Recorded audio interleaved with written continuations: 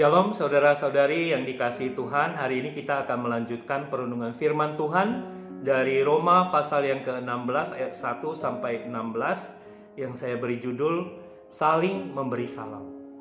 Mari saya mengajak kita untuk membaca satu ayat saja, yaitu ayat yang terakhir yang menjadi fokus kita, yaitu ayat ke-16. Demikianlah firman Tuhan, bersalam-salamlah kamu dengan cium kudus. Salam kepada kamu dari semua jemaat Kristus. Saudara sekalian, dari kecil kita diajarkan oleh orang tua jika bertemu dengan orang yang lebih tua daripada kita untuk kita menyapa dan mengucapkan salam, selamat pagi, selamat siang, ataupun selamat malam. Dan kita juga kalau bertemu dengan seseorang atau sekelompok orang, kita sering menyapa dengan salam, menyatakan kabar mereka dengan apa kabar, ataupun dengan ucapan shalom. Tentunya ini adalah sesuatu hal yang seharusnya di dalam sopan santun kita di dalam berelasi. Saudara sekalian, dalam setiap surat yang ditulis kepada jemaat, Rasul Paulus juga selalu memberi salam kepada jemaat ataupun kepada pribadi lepas pribadi. Secara khusus di dalam suratnya kepada jemaat Roma yang kita baca dan renungkan pada hari ini, dia memberi salam yang paling panjang dari surat dibanding surat-surat yang lain. Karena di dalam bagian ini dia menyebutkan 27 nama untuk memberi salam kepada mereka yang disebutkan satu persatu di dalam bagian ini. Dan kemudian di ayat terakhir yang kita baca tadi, Rasul Paulus kemudian mengajak supaya setiap jemaat untuk saling memberi salam yang sesuai dengan budaya pada saat itu di Timur Tengah, yaitu bersalaman dengan ciuman yang disebut Paulus sebagai cium kudus. Saudara, dari bagian firman Tuhan ini, bersalam-salaman yang diperintahkan oleh Rasul Paulus kepada jemaat memiliki makna yang mendalam, bukan hanya formalitas belaka.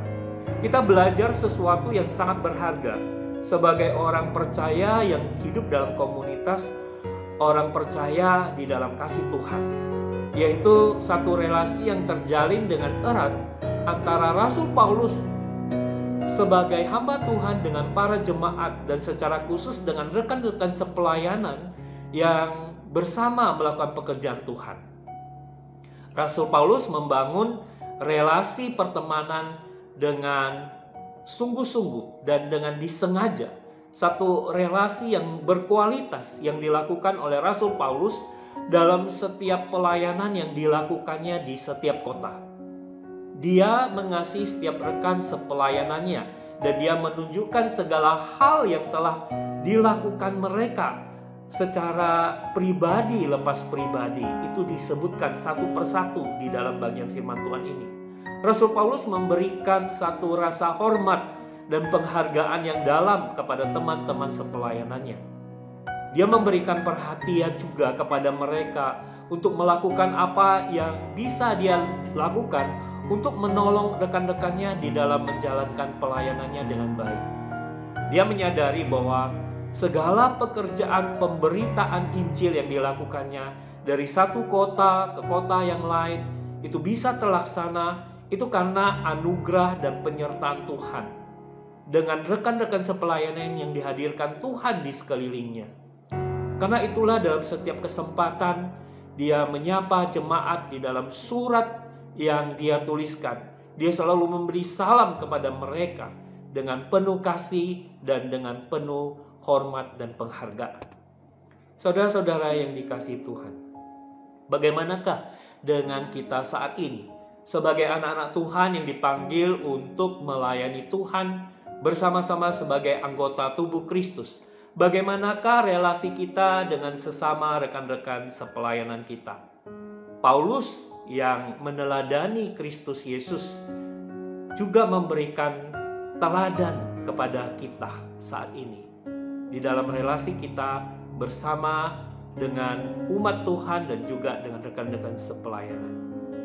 Kiranya kita terus membangun relasi yang sehat relasi yang erat di dalam komunitas orang percaya, gereja Tuhan, di dalam melayani Tuhan.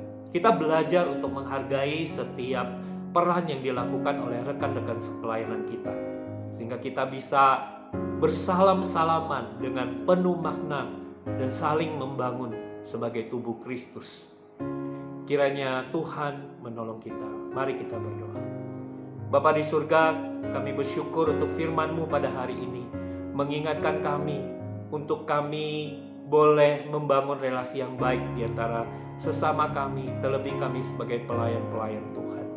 Kami boleh saling menghargai satu dengan yang lain.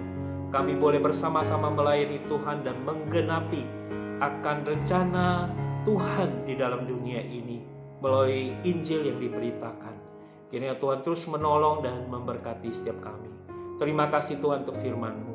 Dalam nama Tuhan Yesus kami berdoa. Amin.